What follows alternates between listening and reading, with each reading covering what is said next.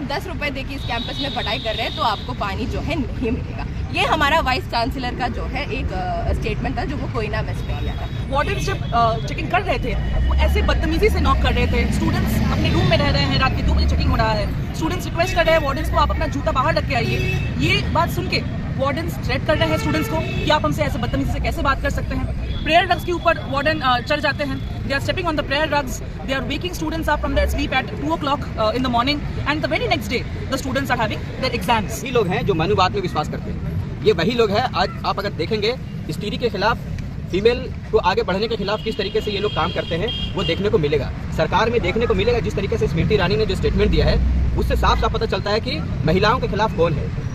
ये पूरा जो अभी हम लोग देख रहे हैं कि JNU भर में अभी फाइन्स लग रहे हैं, पानी के लिए प्रोटेस्ट हो रहा है, जो हम लोग सोच भी नहीं सकते कि पानी के लिए भाई कौन प्रोटेस्ट करता है। तो ये सब शुरू हुआ था शिप्रा हॉस्टल के कुछ इश्यूज़ के साथ कि शिप्रा हॉस्टल में बहुत दिनों से ही प्रॉब्लम्स चल रहा था। वहाँ पे हमारे जो वार्डन्स हैं वो कोई काम नहीं करते। बेसिकली वार्डन का रिस्पॉन्सिबिलिटी क्या होता है, कोई भी हॉस्टल में रेसिडेंट्स रह रहे हैं, उनके पेरेंट्स उनको इतनी दूर एक स्टेट में भेज रहे हैं पढ़ाई लिखाई करने के लिए, तो वार्डन्स का बेसिक रिस्पॉन्सिबिलिटी होता है कि पढ़ाई लिखाई करने के लिए एक माहौल बनाए।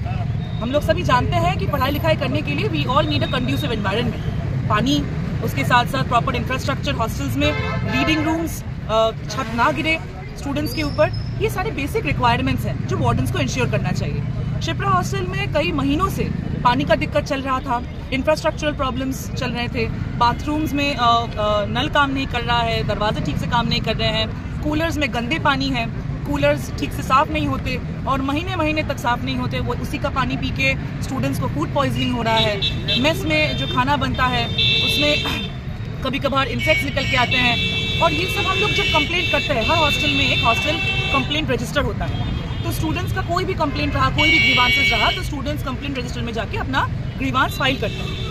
तो महीने के बाद महीने स्टूडेंट्स कंप्लेंट फाइल कर रहे हैं, स्टूडेंट्स अपने हॉस्टल प्रेसिडेंट से बात कर रहे हैं कि ये सारे ग्रीवांसेस हैं, ये सारे इश्यूज़ हैं, बाथरूम में पानी नहीं आ रहा है, नल काम नहीं कर रहा है, लॉक्स नहीं है, यहाँ पे वार्डन्स हमारे साथ मिलने नहीं आते, खाने का प्राइस इतना बढ़ रहा है, कोई मीटिंग नहीं हो रहा है वार्डन्स के साथ। ये सारा इशू स्टूडेंट्स का बहुत पहले से ही था। इसी सिचुएशन के तहत एक दिन शिप्रा हॉस्टल में वार्डन चेकिंग होता है और वार्डन चेकिंग का धरना आप देखिए, वो वार्डन चेकिंग कम और एक रेट ज़्यादा था। रमज़ान के महीने में हो रहा था और वार्डन्स जब चेकिंग कर रहे थे वो ऐसे बदतमीजी से नॉक कर रहे थे। स्टूडेंट्स अपने रूम में रह रहे हैं, रात के 2 बजे चेकिंग हो रहा है, स्टूडेंट्स रिक्वेस्ट कर रहे हैं वार्डन्स को आप अपना जूता बाहर रख के आइए।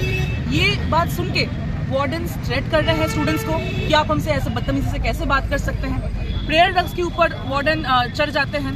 दे are stepping on the prayer rugs, they are waking students up from their sleep at 2 o'clock in the morning and the very next day the students are having their exams।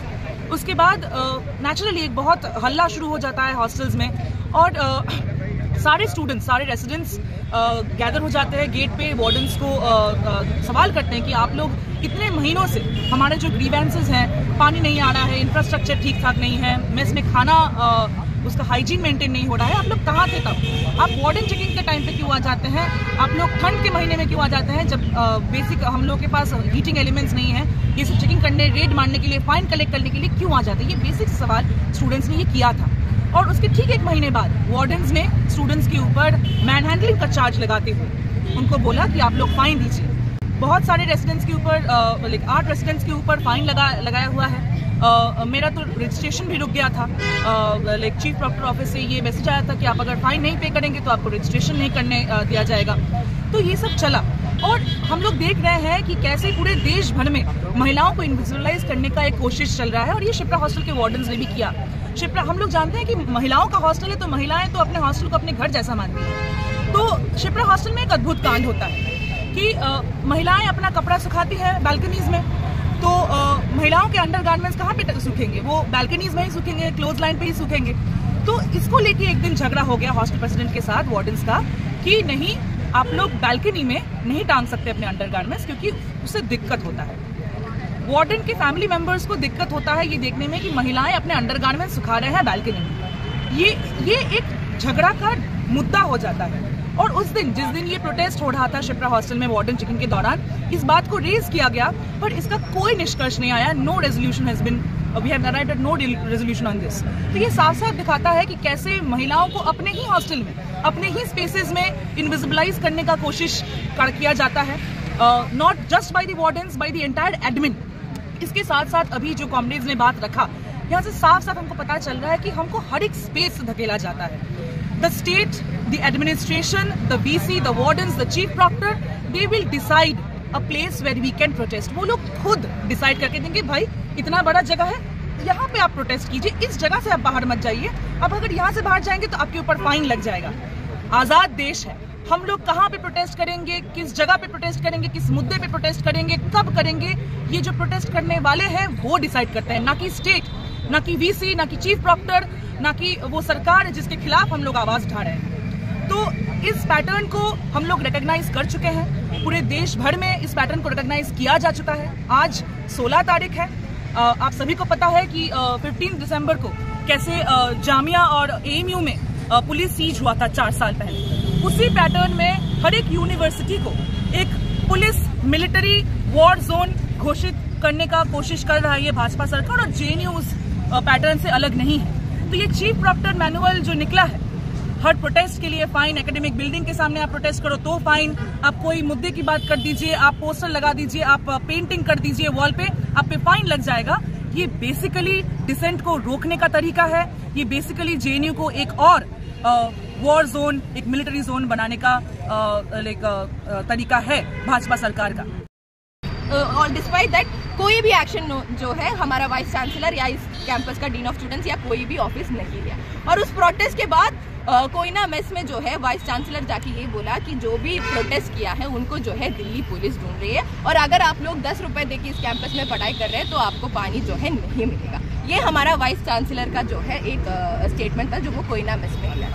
और उसके बाद भी हमने देखा कि जो पुराना एक काउंसिलर रही है JNU स्टूडेंट्स यूनियन की स्वाति, उसके ऊपर भी जो है पहले 50,000 की फाइन लगाया अलग अलग प्रोटेस्ट के लिए, और उसके बाद जो एडमिशन प्रोसेस के टाइम पे जो इंसिडेंट के लिए जो है उसको जो है इस कैंपस से रस्टिकेट किया गया है, और जो अपील भी दिया उसको भी जो है डिसमिस किया गया। तो जिस तरीके से हमारा एडमिनिस्ट्रेशन हम आज के समय पे काम कर रहे हैं, वो पूरा एक डिक्टेटोरियल तरीके से जिस तरीके से काम कर रहे हैं, वो कभी भी इस कैंपस का एक हिस्ट्री नहीं रहा है। इस कैंपस जो है एक हमेशा एक डेमोक्रेटिक तरीके से काम किया है, जिसमें हमेशा डिसेंट रखने का बात होता है, और जो भी आज के समय पे प्रोटेस्ट भी हो रहा है वो सारा स्टूडेंट्स का जो है राइट के लिए हो रहा है। और उसके साथ साथ हमने देखा कि किस तरीके से 4 साल से जो है हमारा यूनियन इलेक्शन बंद किया गया है। इस वाइस चांसलर ने बार बार पहले पिछले फरवरी में जब सारा एडमिशन खत्म हुआ था PhD का, तब एक बार हम लोग इलेक्शन का डिमांड किया था, तो हमें बोला गया था कि नेक्स्ट सेमेस्टर करेंगे। तो जो ये सेमेस्टर है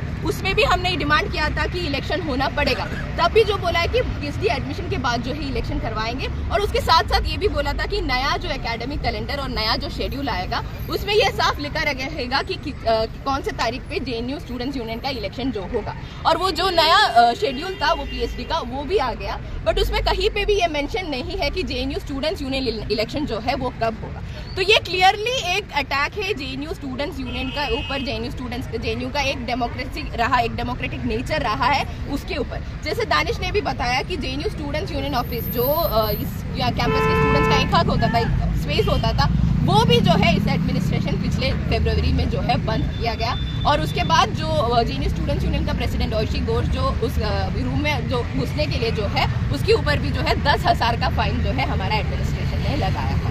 तो आज के समय पे वाइस चांसलर जो मीडिया में इमेज बना रहे हैं कि ये कैंपस जो है बहुत डेमोक्रेटिक तरीके से काम कर रहे हैं, हम आपके सामने यही रखना चाहते हैं कि किस तरीके से वो अपना ही हर पॉइंट जो है कॉन्ट्रडिक्ट कर रही है कि उनके आने के बाद किस तरीके से बहुत सारे स्टूडेंट्स के ऊपर फाइन लगाया, जो बेसिक राइट्स के लिए प्रोटेस्ट करने के लिए जो है फाइन लगाया, जो JNU स्टूडेंट्स यूनियन का इलेक्शन जो हम इस कैंपस का सारा स्टूडेंट्स का एक बेसिक राइट होता है कि राइट टू यूनियन, वो किस तरीके से हमसे आज के टाइम पे छीना जा रहा है। और उसके साथ साथ इस कैंपस में वॉल पोस्टर्स, ग्राफिटी, प्रोटेस्ट, ये सब पिछले 50 साल से ऊपर से जो JNU बना है हमेशा हमेशा रहा है। बट आज के समय पे उन तमाम इश्यूज पे भी जो है, उन तमाम एक्शंस के लिए भी जो है हमारे ऊपर एक्सपल्शन, रस्टिकेशन और हेवी फाइन्स जो है लगाने का कोशिश जो है इस वाइस चांसलर के ऑफिस कर रहे हैं। तो इन ये सारे चीज़ों के खिलाफ JNU स्टूडेंट्स यूनियन 23 को एक मशाल जुलूस कर रहे हैं। उसके साथ साथ हम लोग सारा ऑर्गेनाइजेशन जो भी यहाँ पे ऑर्गेनाइजेशंस हैं उनके साथ और तमाम हॉस्टल प्रेसिडेंट्स के साथ एक सिग्नेचर कैंपेन भी इनिशिएट कर रहे हैं, एक लार्जर सॉलिडारिटी बनाने के लिए अक्रॉस द कैंपस, क्योंकि सारा स्टूडेंट्स में वो गुस्सा है कि इस कैंपस को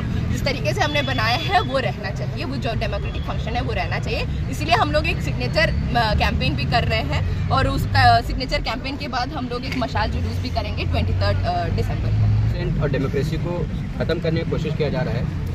ये सिर्फ कैंपस के अंदर नहीं हो रहा है, ये एक लार्जर कॉन्टेक्स्ट में देखें तो देश के अंदर जिस तरीके से कॉन्स्टिट्यूशन का धज्जिया उड़ाया जा रहा है, बेसिक राइट्स को स्कटल किया जा रहा है, उस कॉन्टेक्स्ट में अगर देखेंगे तो JNU में एक रिफ्लेक्शन यहाँ भी देखने को आपको मिलेगा। जो राइट हमें कॉन्स्टिट्यूशन देता है उस चीज़ को ये ख़त्म कर रहे हैं, क्योंकि व्हाट डज इट मीन, वो बिलीव नहीं करते कॉन्स्टिट्यूशन में। वो ये वही लोग हैं जो मनुवाद में विश्वास करते हैं, ये वही लोग हैं। आज आप अगर देखेंगे स्त्री के खिलाफ, फीमेल को आगे बढ़ने के खिलाफ किस तरीके से ये लोग काम करते हैं वो देखने को मिलेगा, सरकार में देखने को मिलेगा। जिस तरीके से स्मृति ईरानी ने जो स्टेटमेंट दिया है उससे साफ साफ पता चलता है कि महिलाओं के खिलाफ कौन है, तो उसका रिफ्लेक्शन वो सिंपल कैंपस के अंदर आपको दिखेगा। अगर स्टूडेंट्स यहाँ पे अपने डेमोक्रेटिक राइट्स के लिए लड़ रहे हैं, अगर आवाज़ उठा रहे बेसिक राइट्स के लिए, तो उसमें कोई जुर्म नहीं है। आप उस पर 20,000 का फाइन उसको हॉस्टल और कैंपस से नहीं निकाल सकते। अगर आपको लगता है कि उसने कुछ गलत किया, इनडिसिप्लिन एक्शन आप लेने की बात कर रहे हो, किस बेसिस पे ये तुगलकी फरमान आप जारी करके आप डराना चाह रहे हो? बेसिकली आप चाहते हो कि स्टूडेंट्स यहाँ पे पढ़ने आ रहे, पढ़ने तो आता ही है यहाँ पे लोग, लेकिन अगर उसको पढ़ाई के साथ साथ यहाँ पे बेसिक फैसिलिटी नहीं मिलेगा तो कुछ तो बोलेगा वो। अगर आप बोलेगा कि नहीं आपको बोल नहीं सकते, पढ़ने आए, पढ़ाई पढ़ के यहाँ निकल जाओ, तो उस पढ़ाई का क्या फ़ायदा है? यहाँ JNU वही तो सिखाता है। अगर हम जो पढ़ रहे हैं उसका यहाँ पे हम इम्प्लीमेंट करें, अगर हमको सिखाया जा रहा है कैंपस के अंदर, तो बोला जा रहा है कि आप सरकार के खिलाफ, उसकी नीतियों के खिलाफ नहीं बोल सकते भाई, तो कहाँ बोलेंगे जाकर कैंपस में? We will discuss in the class, outside the class, in the dhaba. That is the culture of JNU। But वो चाहते हैं ये सारा चीज़ बंद करो, room to class, class to room, सीधा घर निकलो। इसका क्या है, उसका हमारा सोसाइटी में क्या योगदान होगा फिर? तो उसी बेसिक वैल्यू को, डेमोक्रेटिक वैल्यू जो हमारा है, उसको बचाने के लिए, इस देश को बचाने के लिए, इस कैंपस को बचाने के लिए ये लड़ाई है। और ये लड़ाई आज नहीं स्टार्ट होने वाली है, ये लड़ाई काफ़ी पहले से चल रहा है। जब से मामी डाला कैंपस में कदम रखा था JNU को, तब से जो है एक एक ईंट को तोड़ने का, यहाँ पे जो एक एटमॉस्फेयर है, यहाँ पे जो कल्चर है, उसको किस तरीके से बर्बाद किया जाए, उसने काम स्टार्ट किया था। उसको बढ़ाने के लिए दूसरे वाइस चांसलर आई हैं और ये कंटिन्यू होगा जब तक इनका मंशा जो है JNU को जब तक एक भगवा रंग में न रंगा जाए, इसका वो चलता रहेगा। बट हमारा भी JNU के स्टूडेंट्स और यहाँ पे जो लोग हैं उनका भी एक सिंपल सा थॉट है कि जब तक JNU है, जब तक हम हैं, हमसे JNU है, JNU से हम हैं, तो we will be here to fight back all such draconian laws and rules. Latest update पाने के लिए हमारे चैनल क्लाउड न्यूज को अभी लाइक करें, सब्सक्राइब करें और बेल आइकन दबाना बिल्कुल ना भूलें।